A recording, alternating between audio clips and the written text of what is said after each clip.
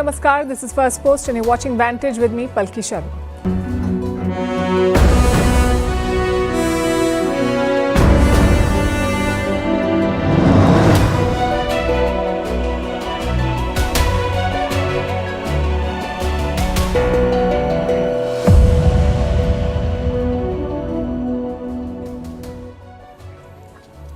We begin with the turmoil in Nepal. Protests have forced Prime Minister Oli to quit. What does this political collapse mean for India?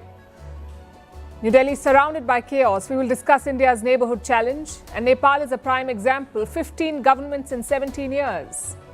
We look at why its democracy remains so fragile. Plus a domestic story with big impact. GST reforms are here, but will the industry actually lower prices for you, the consumer? Also in focus, Donald Trump's aide attacks BRICS. He's called them vampires sucking blood. As the US locks horns with Venezuela, is China stepping in?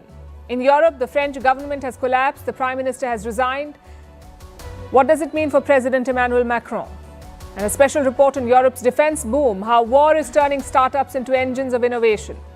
Back home, India has elected a new vice president today. His name is C.P. Radhakrishnan. And finally, a health crisis hiding in plain sight. Diabetes is deadly, underrated and often undiagnosed. All this and more coming up. The headlines first.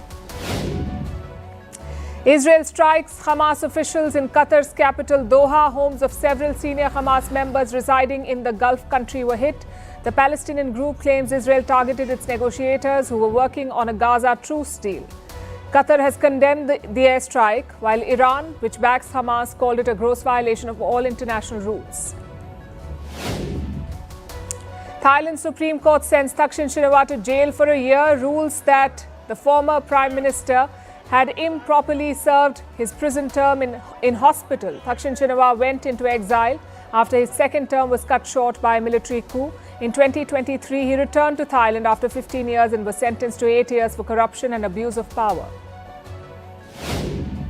Prime Minister Narendra Modi conducts an aerial survey of flood-hit Punjab. The state is witnessing its worst deluge since 1988. Earlier, Prime Minister Modi visited Himachal Pradesh, which has also been battling floods and landslides. The Prime Minister has announced relief packages for both the states.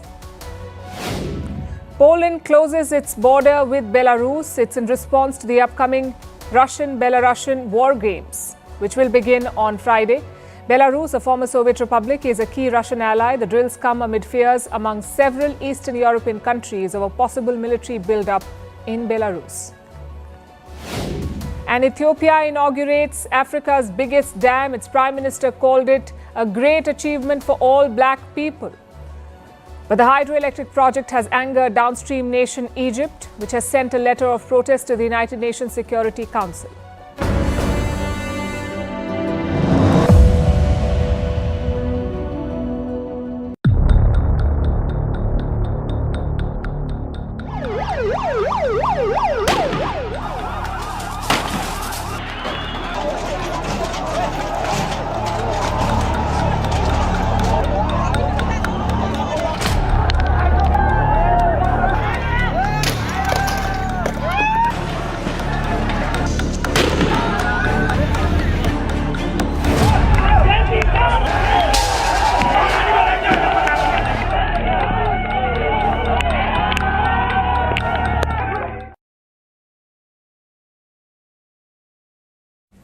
It's chaos in the Himalayas. The tiny country of Nepal has been gripped by violence. The parliament was on fire. Ministers were thrashed on the streets. The Supreme Court was torched and the capital of Kathmandu was overrun. This wasn't just a protest. It was a total upheaval. The biggest exit came around noon today. Prime Minister K.P. Sharma Oli announced his resignation. He simply couldn't hang on. Oli had unleashed a crackdown on Monday. It was the worst in Nepal's recent history. 19 protesters were killed, plus at least 100 were injured. And today the backlash was evident. Thousands of protesters hit the streets of Nepal. Oli's own private residence was torched. Take a look.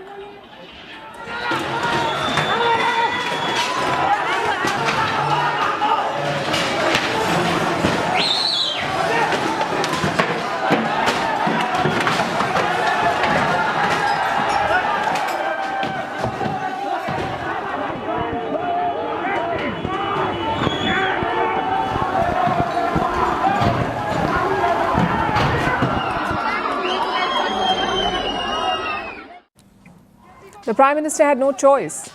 He announced his resignation later in the day. He said he was quitting to allow a political solution to the crisis.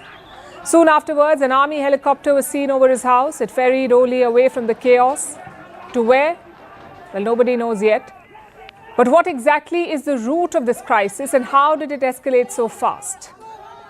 The trigger was a social media ban. Last week, Kathmandu blocked 26 online platforms, including Instagram and Facebook. In response, thousands of young Nepalese hit the streets. Now, Nepal, as you would know, is a young country. Around 43% of the population is below 40 years of age. So the protesters were largely Gen Z. And their complaints were not limited to social media. जो ये जो हुआ है ना, ये इतना कुछ ये सोशल बैंडिंग के लेके नहीं हुआ है. हम लोगों को चाहिए यूथ लीडर चाहिए. अब हम लोग परिवर्तन खोज रहे हैं. ये बूढ़े लोग है ना, ये बूढ़े लीडर है ना, वो हम लोग अब वक्त हो गया है. अब नहीं चाहिए, हमारा यूथ चाहिए अब. Every corruption in the country, from the local level to federal level, all the Nepalese citizens are fed up of corruption. Every youth are going outside the country, so we want to protect our youth and make the country's economy better. We'll deal with the issues in detail, but first let's look at how the chaos unfolded. On Monday, the government stood firm. They imposed a curfew in parts of Kathmandu. They also repelled protesters with water cannons and bullets. We're talking live ammunition here, not rubber pellets. That crackdown killed 19 protesters. But the government miscalculated. The deaths added to the public anger, and today things escalated even more. Oli tried to salvage the situation. He even lifted the ban on those social media platforms, but it was too late. The protests had spiraled out of control. Important government buildings were set on fire, like the Parliament and the Supreme Court. Take a look.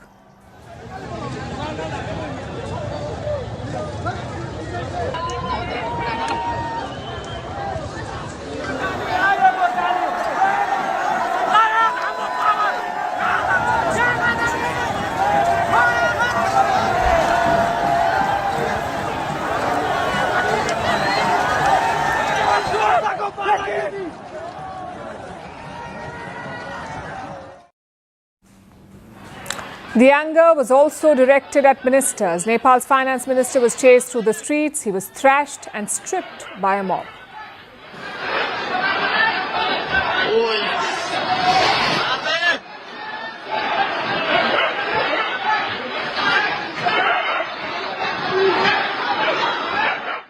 The foreign minister was also targeted. Her name is Arzu Devba. She's also the wife of Nepal's former Prime Minister Sher Bahadur Devba. Both of them were attacked by a mob. The former Prime Minister was seen covered in blood. And here's the thing. It wasn't just the ruling parties either. Even the opposition was targeted in this protest. Nepal's ousted coalition had two major parties, Oli's Communist Party and the Nepali Congress.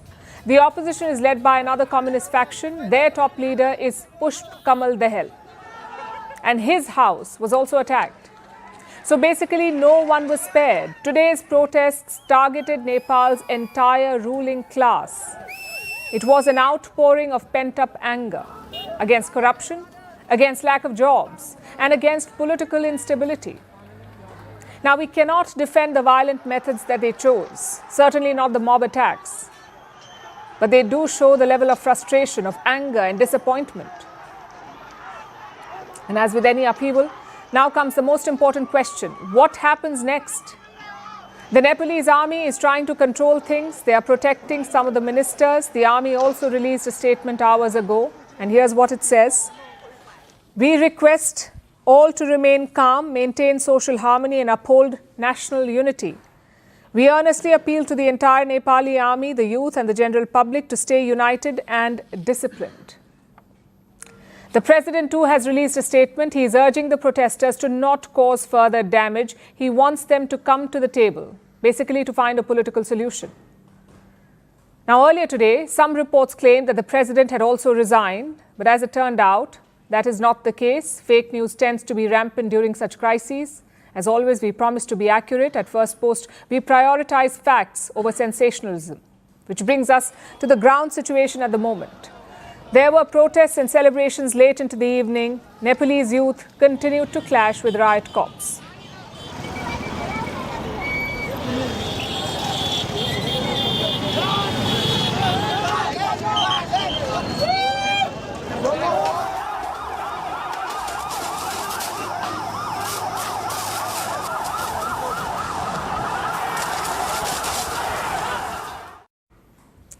Airports are also closed. No carriers are flying into or out of Nepal. Several countries have also issued travel advisories. They're asking citizens to exercise caution.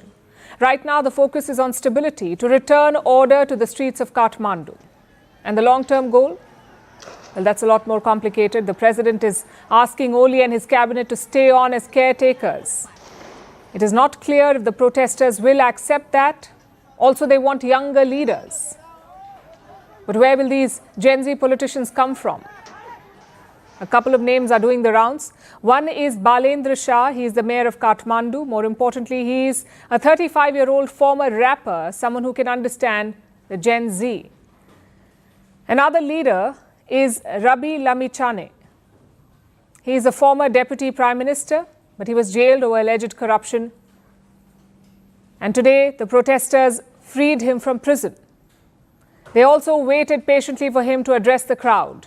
Again, Lamichhane is not as old as his colleagues. He's just 51 years old. And we don't know which way Nepal will go next. Maybe the unrest will die down, or maybe they will escalate again tomorrow. All we can say is this: the next 42 hours will be absolutely crucial. What happens in this time will shape Nepal's future. It's something we've seen before. Staging a revolution is the easier part. Preserving it is much harder.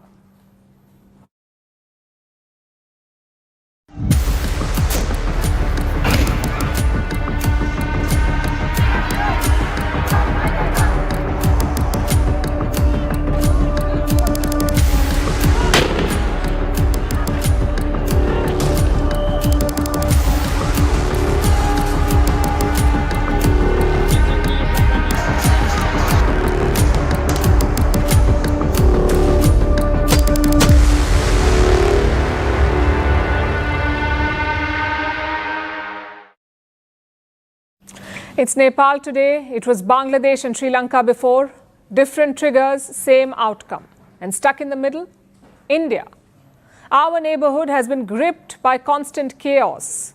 You've got public unrest, civil wars, de facto military rulers, radical regimes, you name it, and South Asia has it.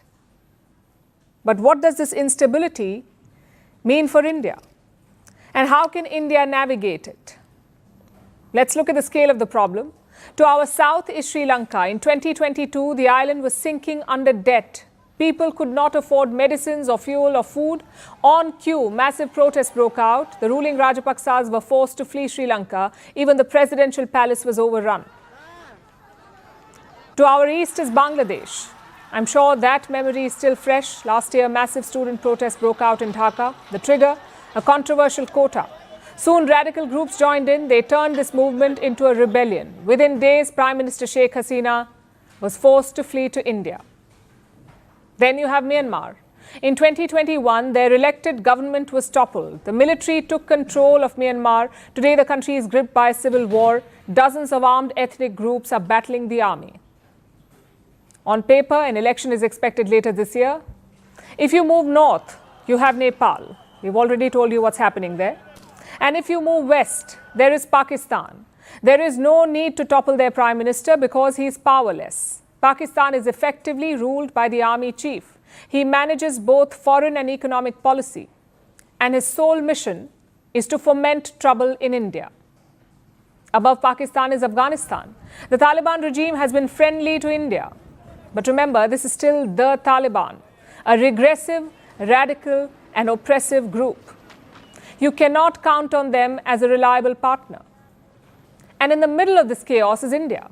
It is the exact opposite of what we just described: a stable democracy, a civilian leadership, and a thriving economy. The question is, how will this regional instability affect India? In mainly two ways. Number one, India shares a border with some of these countries. We also share ethnic ties, so a crisis in the neighborhood can trigger border issues. Refugees may spill over into India. Bad actors may try to find safe haven here, and this poses a security challenge. Prime Minister Modi spoke about it recently. He said infiltrators are trying to alter Indian demographics. Next is factor number two. It is the unwritten rule of geopolitics. Good neighbors help you thrive, bad neighbors drag you down. Just look at prosperous countries around the world, the US and Canada, France and Germany after World War II, the Nordic nations like Sweden and Denmark, ASEAN countries like Singapore and Malaysia. All of them thrived because their neighborhood was calm. If not, things may have been different. And the logic is obvious. Stable neighborhood equals stable borders. Stable borders allow you to focus on more important things like education, healthcare, and trade. Basically, this chaos is an unnecessary distraction. In Nepal's case, India has reacted. Let me quote from New Delhi's statement. As a close friend and neighbor, we hope that all concerned will exercise restraint and address any issues through peaceful means and dialogue. So India is clearly worried. It doesn't want another neighbor to collapse. But what can New Delhi do about it? Well, India is not America. We do not meddle in our neighbors' business. We do not mistake that, but do not mistake that for a lack of interest or a lack of responsibility. When requested, India has always stepped up to help. When East Pakistan was being oppressed, India liberated it. When Nepal was drafting its constitution, India gave inputs. When Sri Lanka was in debt, India gave billions in aid. So New Delhi's priority is clear. We need stability in the neighborhood. Yes, we have resources and assistance to give, but our most powerful asset is our lived experience, our record as a mature democracy. If India with 1.4 billion people can do it, so can Nepal, Bangladesh, Sri Lanka, and others.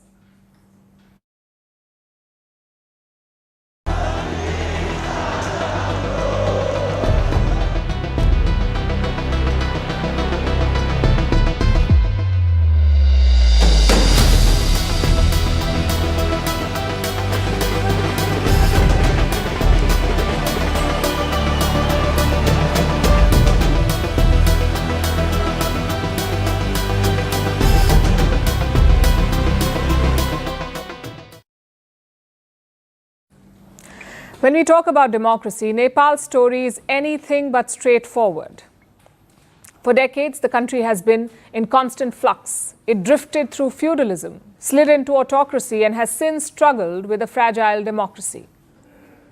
The monarchy was once the soul of Nepal, and in the year 2001, King Birendra stood as its symbol. He wanted to open the kingdom. He wanted more democracy in Nepal, but his own family did not share that vision. And then tragedy struck. On June 1st that year, his son, Crown Prince Dipendra, walked into a family gathering. He opened fire, killing 8 members of his own bloodline. This included his father, the king. And then he turned the gun on himself. In a bizarre turn, Dipendra was proclaimed king while in a coma. His so-called reign lasted just 3 days. He died too, and his uncle Gyanendra took the throne. For a while, Nepal remained a constitutional monarchy. But in 2005, Gyanendra tore up that promise. He dismissed the parliament, he locked up politicians and journalists, he declared an emergency and seized power for himself. Nepal fought back. Thousands poured into the streets and their message was clear: the king must go. And he finally did. He was forced to step down in 2006. Then in 2008, the monarchy was abolished. And since then, Nepal has been a secular republic. But here's the problem. There has been no stability in Nepal. They've seen 14 governments in the last 17 years. 15 if you count the fall of the current Oli government. That's 15 governments in 17 years in Nepal. It is like a revolving door of coalition politics. Prime ministers come and go, ousted leaders return only to be toppled again. Alliances are forged, then they are broken. And with each turn, each regime seems even more fragile, more incapable than the last one. This has left Nepal in a constant state of flux. And obviously that has consequences. Inflation is soaring and corruption runs rampant. In fact, these protests were about corruption too. The trigger was the social media ban, but the protesters said that they were fed up of the corruption. The unemployment rate is 12.6%. It is even higher among the youth. In the age group of 15 to 29, unemployment in Nepal is at 20%. More than 70,000 Nepalese left the country more than 700,000, I'm sorry. 700,000 people left the country from 2023 to 2024. This was in search of jobs and a better life. Last year, an average of 65,000 people, 65,000 young people from Nepal left the country every month. Yes, that's 65,000 every month. They went abroad to look for jobs. Now, that's a very high number for a country of 30 million. That makes Nepal heavily dependent on remittances. In fact, 33% of their GDP comes from personal remittances, a number that has gone up rapidly in the last 30 years. So the economy literally runs on the money sent back by those who left. The youth are frustrated. They see no jobs, no fair opportunities, and no future at home. And this frustration has boiled over. Another trigger were the so-called Nepo kids. Now, these are children of politicians and powerful bureaucrats. Ordinary youth are leaving the country to work abroad, but these Nepo kids are flexing designer clothes, showing off luxury cars and posing at beach resorts in the Maldives and Paris cafes. It is a blatant display of privilege. And for many Nepalis, that has become the last straw. What we are seeing is not just a rejection of one government or one party, it is an open revolt against nepotism, against political elitism and decades of impunity. A whole generation is now asking, why should they struggle for dignity while the children of the powerful live like royalty? And in that question lies the real crisis of Nepal's democracy. Nepal wanted democracy to be a promise of freedom, but for many, it has become a cycle of disappointment. The dream was that power would rest with the people. Instead, it remains trapped in the hands of a few. The monarchy is gone, but the mindset of entitlement remains. And until that changes, Nepal's democracy will remain fragile.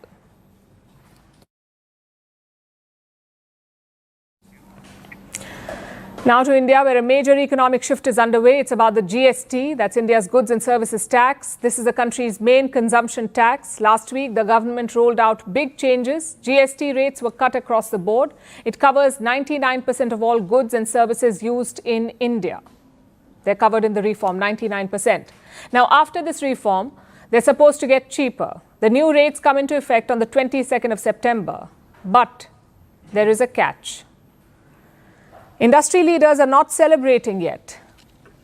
They are, in fact, worried about these tax cuts. They're not sure how this will work in practice and if they can actually pass on the benefits to consumers. Many industry leaders are skeptical. They fear that their own costs could go up. And at the center of this concern is something called the input tax credit. Now, what's the input tax credit? Let me try and explain that. India has slashed GST rates across sectors, from dairy and education supplies to life-saving drugs and insurance. In theory, this should make goods cheaper. But in practice, the relief may never reach consumers, and here is why. When a business pays tax on its raw materials, it claims it back. That refund is called the input tax credit, or ITC.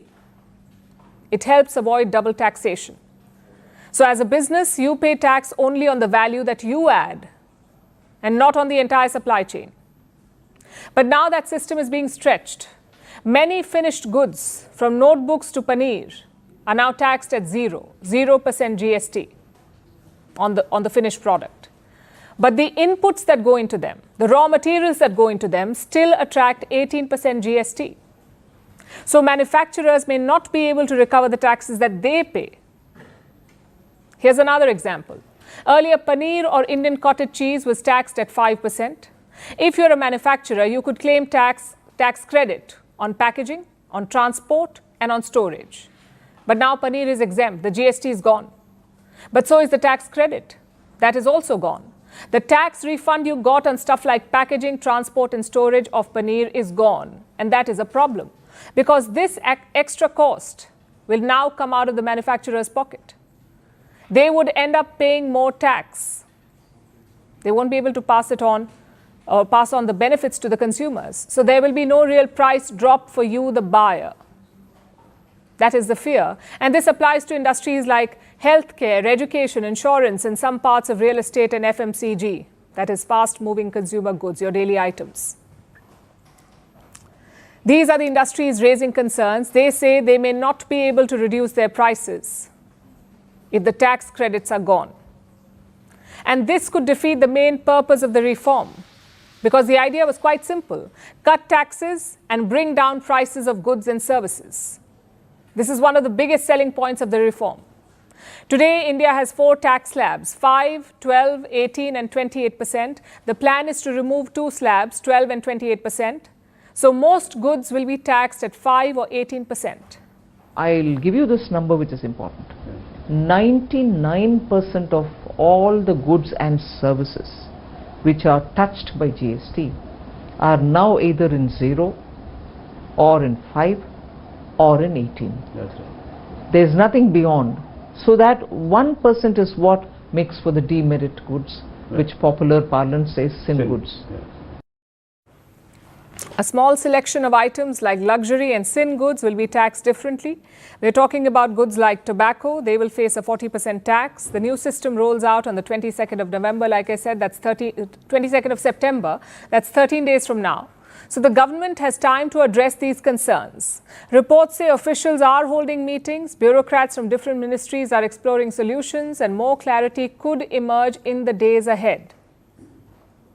You see, GST reforms are a bet on India's economic resilience. The fact that Indian consumers can step up and mitigate the impact of global shocks, like the trade war and sluggish global growth projections.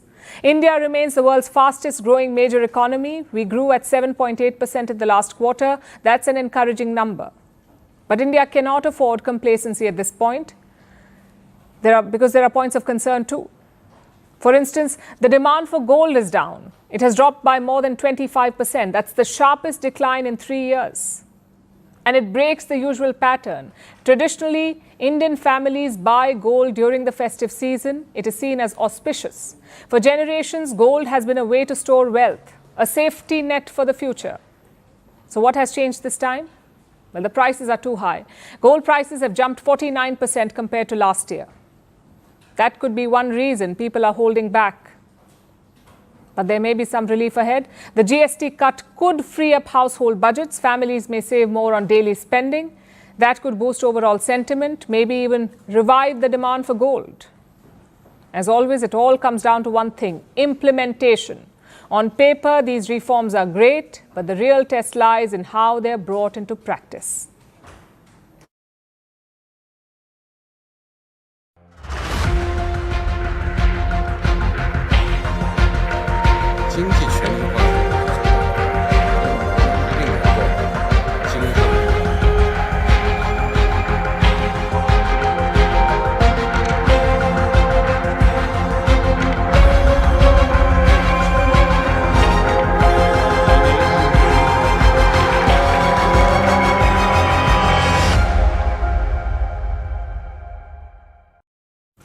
It's easy to defend a good policy. You can rely on logic and facts. But a bad policy?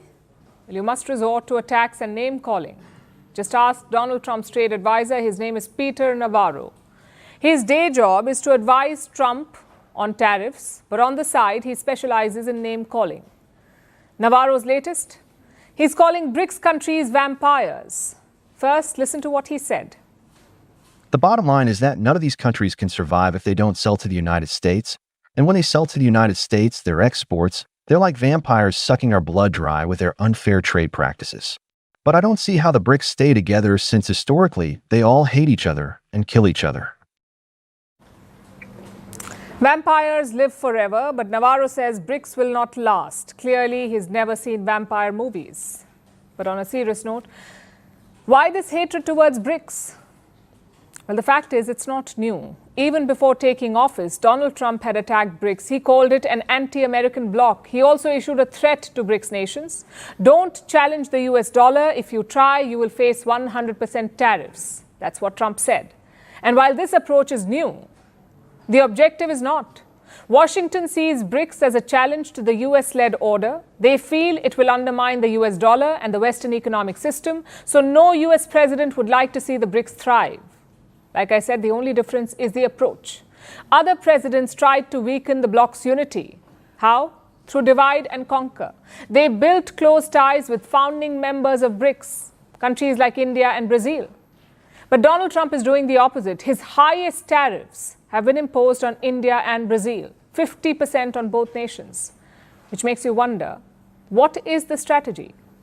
Is Trump unwittingly boosting BRICS? Well, we have to say the signs are all there. Yesterday, BRICS leaders held a virtual summit. It was convened by Brazil's President Lula da Silva. Other heads of state also attended, like President Putin of Russia, President Xi Jinping of China, President Ramaphosa of South Africa, President El-Sisi of Egypt, President Pezeshkian of Iran, and President Subianto of Indonesia. Interestingly, Prime Minister Modi of India did not attend. In his place, Foreign Minister Jaishankar represented India. This meeting was convened to discuss Trump's tariffs. BRICS nations face the worst of it. India and Brazil, like I said, face 50%, China and South Africa 30%, Indonesia 19%, which is why they gathered to discuss a joint response. Jaishankar did not mention the tariffs, but he called for fair and transparent trade. The world, as a collective, is seeking a stable and predictable environment for trade and investment. At the same time, it is imperative that economic practices are fair, transparent, and to everyone's benefit. Others were more blunt. Lula accused Trump of using tariff as blackmail. He said the US was meddling in domestic affairs. Ramaphosa also criticized the unilateral tariffs. He said that they would hurt the global south. And Xi Jinping? Well, he took the opportunity to push for alternatives. Xi called for building an open global economy. No matter how the international situation changes, we must remain steadfast in promoting the building of an open global economy, sharing opportunities and achieving win-win results through openness. So what is the BRICS plan? They know that Trump is not de-escalating. He's shutting off the US market to BRICS exports. So the bloc is looking at alternatives like increasing trade within the BRICS market. And on paper, it should work. After all, the BRICS countries make up 56% of the global population. They also make up 44% of global GDP. So technically, they can cushion the tariff impact. What they need is political will. Until now, that was missing. India had its own reservations about BRICS. They felt it was becoming a Chinese club. The question is, have those reservations been addressed? Well, yes and no. India is certainly rekindling with China. It is also boosting its partnership with Russia. But the old concerns remain, which is why Prime Minister Modi did not attend yesterday's BRICS meeting. Of course, that could still change if Trump does not relax the tariff pressure, if his officials do not stop the daily attacks, then India may shed its ambivalence. For years, BRICS struggled to find relevance and unity. Now it may have found the catalyst in Donald Trump.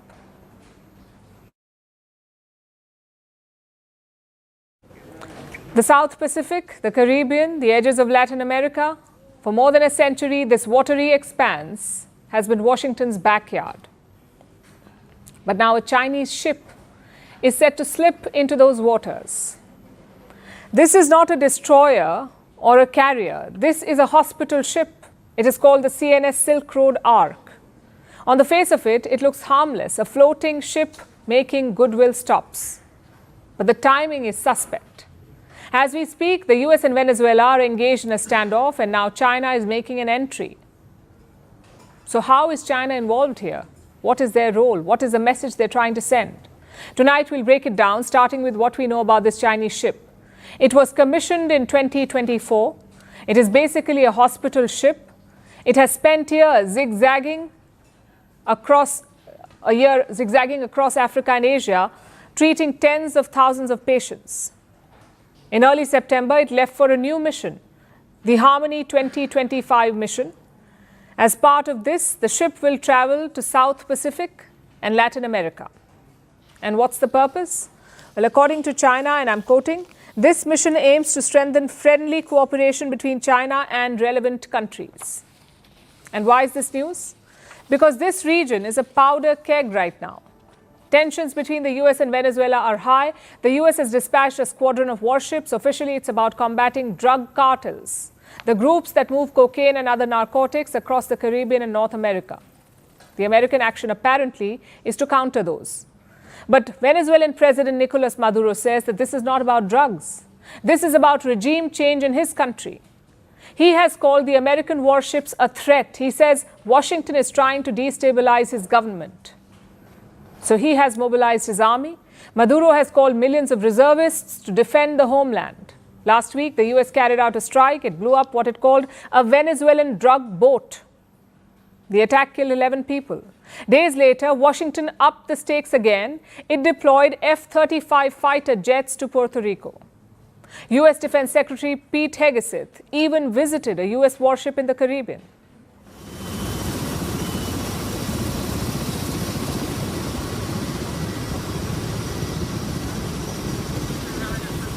To the sailors.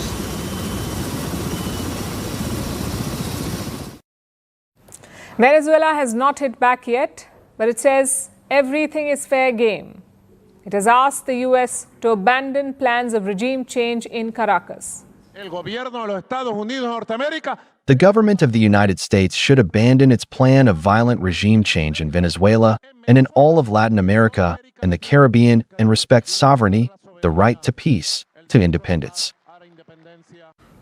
Basically, things are escalating between the US and Venezuela, and in the middle of it, this Chinese ship is sailing in. Beijing says this mission was planned before, and it's just a hospital ship. But in geopolitics, coincidence is often choreographed. Because here is the heart of the matter. Venezuela survives on Chinese oxygen. This country runs on oil exports. Nearly 90% of Venezuela's crude goes to China. Over the last 2 decades, Beijing has lent Caracas more than $60 billion, $60 billion. So for Maduro, China is not just a partner, it is the only major power willing to do business with him. And the Venezuelan president made it apparent when he flaunted his Chinese phone. Impressive. I find out everything through this. The phone that Xi Jinping gave me. Look, Xi Jinping gave me this, a Huawei, the best phone in the world, the Huawei, and the Americans can't hack it, neither their spy planes, nor their satellites. So what happens next? Well, 3 scenarios loom. 1, escalation. The war rhetoric escalates, dragging the region into crisis. China watches carefully, perhaps offering Maduro moral support, but staying out of the line of fire. 2, a stalemate.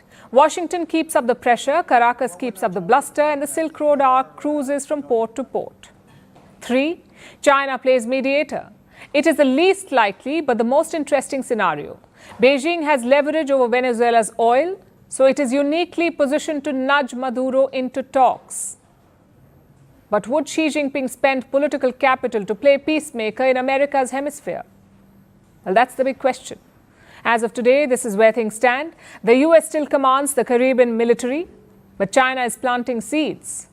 For Washington, it means headaches. For Latin America, it means options. And for Venezuela, it means survival.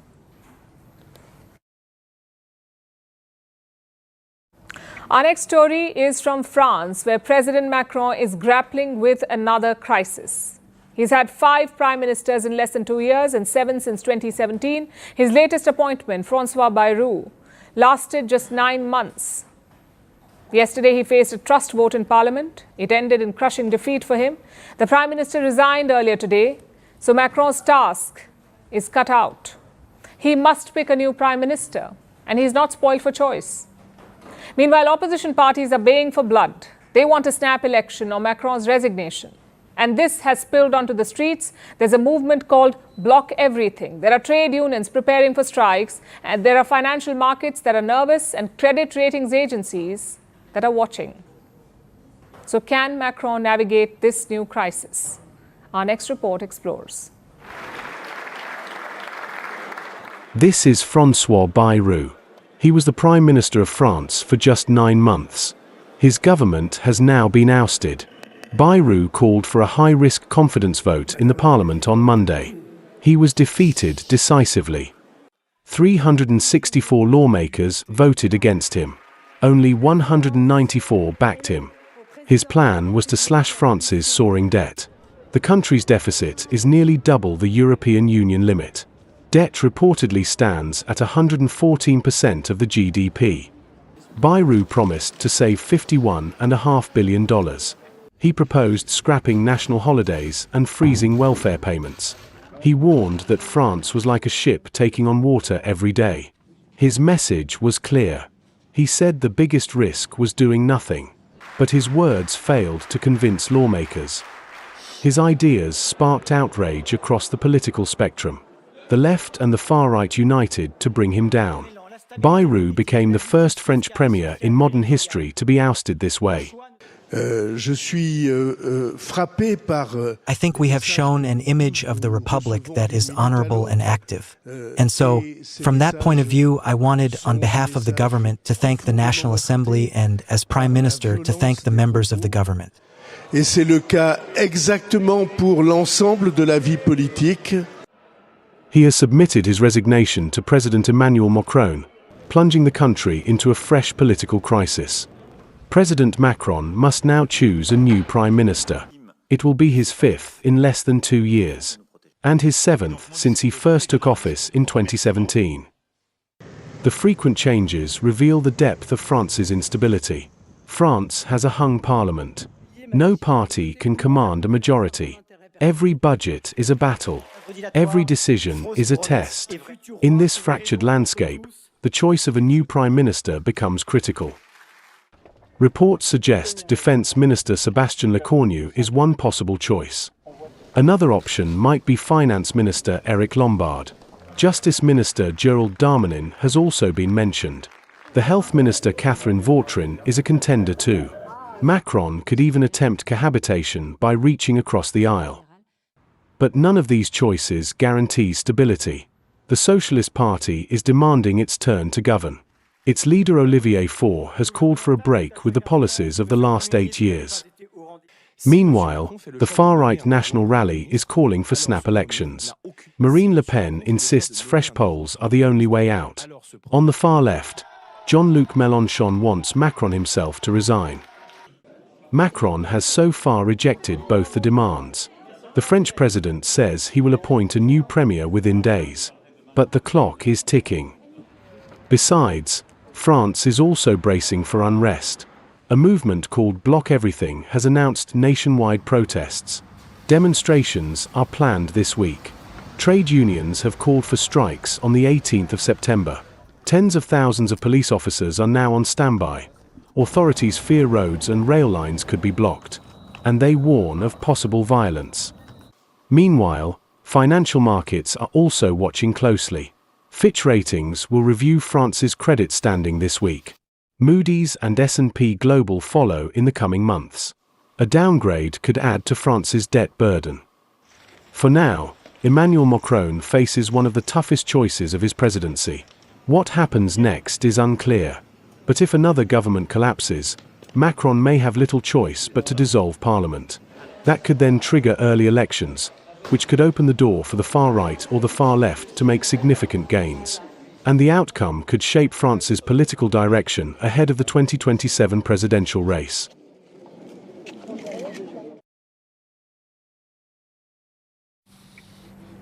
Europe is witnessing a transformation, one that is reshaping how it thinks about security and technology. The reason is the war in Ukraine. The focus is on defense spending and innovation. Venture capitalists are pumping in billions, startups are turning labs into war factories, and veterans are swapping uniforms for business suits. This is a continent that once outsourced its defense to America. Now it is trying to shoulder the burden itself. The numbers tell the story. In 2021, defense startups in Europe raised just $176 million. But since the war began, the same sector is pulling in billions, about $2.8 billion since 2022 and $1.6 billion of that in just the last 7 months. Here's another analysis. It puts 2024 investment alone at more than $5 billion. That's 5 times the level before the war. And where is this money going? To all kinds of projects, from drones and unmanned submarines to AI software that can map a battlefield in real time. Reports say Germany is leading the way. It is the biggest supplier of military support to Ukraine after the US. Now look at the German startup called Helsing. It is now valued at more than $12 billion. Same story in Britain. Defense companies there are expanding. Players like TechEver and Stark are building new factories. The aim is to scale up production and attack and reconnaissance drones. But this is not just a story of investors. It is also about the people leading these companies. Many of them are military veterans, people who know what fails on the front line and how to fix it. You see, Europe has 80 plus defense startups today, according to one report, and veterans lead a quarter of them. We are talking about companies like Quantum Systems in Germany, CybSafe in Britain, Frankenberg Technologies in Estonia, and Terminal Autonomy in Ukraine. They're all led by former soldiers. And this boom is also shaped by politics. Europe is deepening its support for Ukraine. Last week, President Macron of France announced a multinational force. More than 24 countries have pledged troops. They will be deployed in Ukraine after a peace deal whenever it comes. Such commitments are adding to the momentum. At the same time, pressure is rising from Washington. President Trump has threatened to cut funding. He does not want to support security programs in Europe, especially for countries bordering Russia. He wants NATO allies to foot the bill. And the result is this. NATO defense budgets are rising. Europe is paying for American weapons, and it's also investing in its own startups. For investors, this means a long-term pipeline of demand, a gold rush, if you will. For Europe, it means a crucial, dependable source of weapons. And make no mistake, this is not just about drones or investment figures. This is about Europe's survival. It marks a strategic shift where Europe, as I said, is shouldering the burden of its own security and relying less on the United States.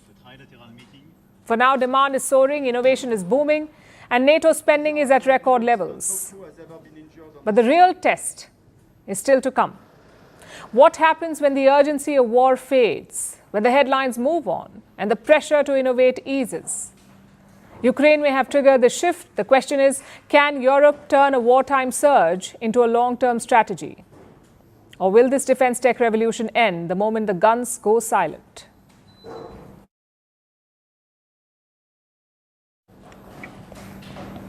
India has elected a new vice president today. His name is C.P. Radhakrishnan. He has won the election. He was the ruling NDA's official pick. He secured 452 votes out of a total of 767. His rival was Justice B. Sudarshan Reddy, a former Supreme Court judge. He received 300 votes. The election was held after Jagdeep Dhankar stepped down in July due to health reasons. 781 MPs from both the upper and the lower houses of parliament made up the electoral college. 239 from the upper house and 542 from the lower house. The NDA has 425 MPs. The majority mark was 386 votes. Radhakrishnan received 452. So this final tally suggests some cross-voting. Some members of the opposition parties voted for him. In fact, most people saw this coming, this result. The NDA had the numbers and Radhakrishnan had the resume. He's been in public life for over 4 decades now. He is a grassroots leader, 2-time MP and the former governor of Jharkhand and Maharashtra. Our next report tells you more. For the Vice Presidential Election 2025, hereby declare that Shri C.P. Radhakrishnan has been duly elected to the office of Vice President of India. India has new vice president. C.P. Radhakrishnan has won the election. He was backed by the ruling BJP-led National Democratic Alliance. Radhakrishnan is a senior BJP leader from Tamil Nadu. He brings decades of political experience. His win is both personal and political, and it signals a shift. His political journey began in the year 1998. Coimbatore, a major industrial city in southern India, was recovering from a terror attack. A series of bomb blasts had killed 58 people. A radical Islamist group called the Aluma was behind the attack. The blasts triggered anger and a sharp political swing. Voters in Coimbatore backed the BJP, and Radhakrishnan won the seat. The BJP won 3 seats in Tamil Nadu, with help from its ally, the AIA-DMK. It is a powerful state party led at the time by Jayalalitha. Southern India is not a traditional stronghold of the BJP. That's why this victory was significant. Its win helped the BJP form the NDA government at the center. Led by Atal Bihari Vajpayee, Radhakrishnan was part of that rise. He worked his way up, from party worker to parliamentarian, from state leader to national figure. He served 2 terms in the Lok Sabha and led the BJP's Tamil Nadu unit. But his roots are in Coimbatore. He comes from the Kongu Vellalar community. It's a dominant and economically strong community in the region. He also has business experience in the textile sector. It's one of Coimbatore's biggest industries, so he brings political and economic insight. He also has strong links with the RSS. That's the BJP's ideological backbone. He has helped build the party's presence in southern India, especially in the Kongu Belt, a region the BJP sees as key to its future. In recent years, Radhakrishnan served as governor, first in Jharkhand, then in Maharashtra. Now, he steps into the second highest constitutional post. As vice president, he also chairs the Rajya Sabha, the upper house of the Indian parliament. It's a key role in India's parliamentary process. His victory is also a signal from the ruling BJP. The party is rewarding longtime organizers, not just from the Hindi heartland, but from new regions, new communities, new political zones. It shows how the BJP wishes to expanding its reach and lifting regional leaders to national roles. CP Radhakrishnan's rise reflects that strategy. It's a reward for long-term loyalty, and his victory brings the South closer to the center.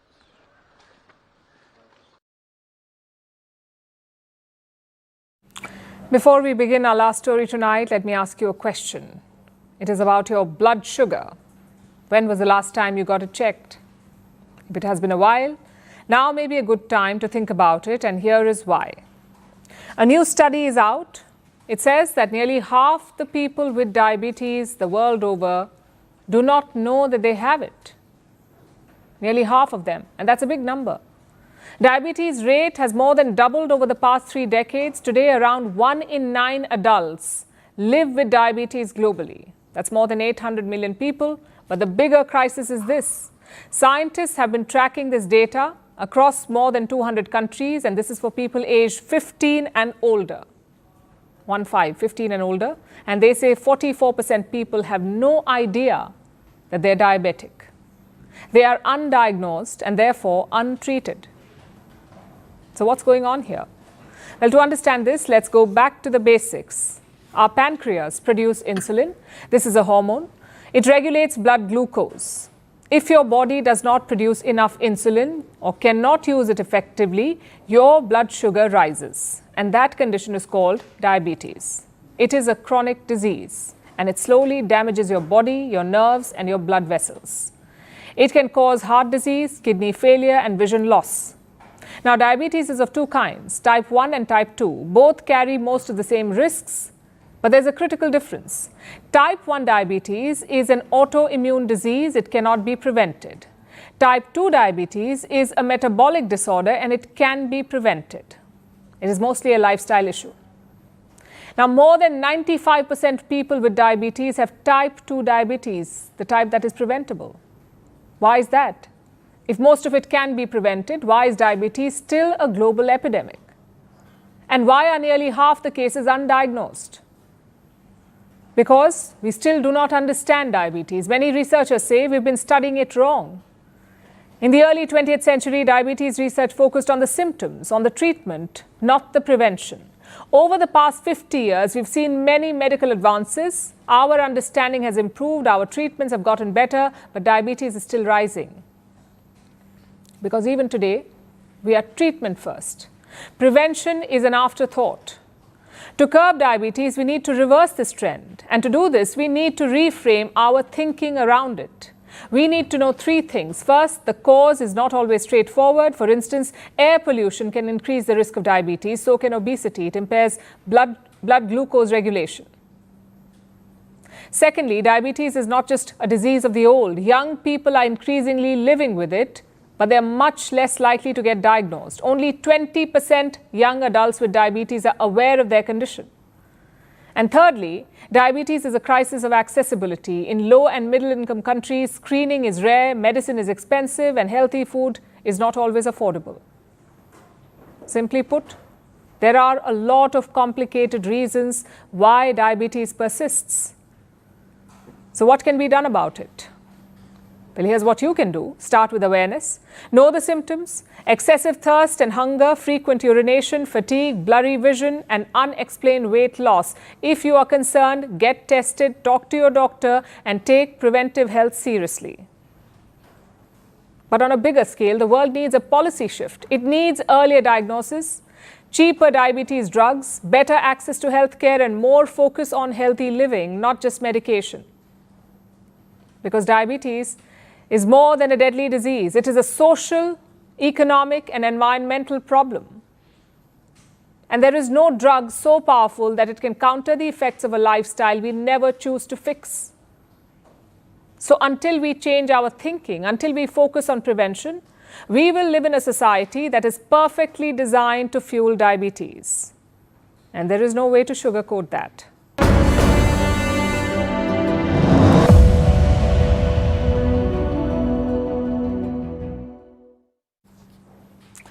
Who was the most watched person at the US Open final? Not Carlos Alcaraz, not Yannick Sinner. It was a man who did not even touch a racket. Donald Trump. He entered the stadium like he was seed number 1. The crowd responded with a perfect mix of cheers and boos. For nearly 3 hours, the tennis was electric, but the real show was Trump's face. When Alcaraz lifted the trophy, the crowd roared, but Trump looked quite displeased. Was he rooting for Sinner? Did he think Alcaraz came without a proper visa? Either way, tennis had a champion, but the internet had a punchline. Take a look.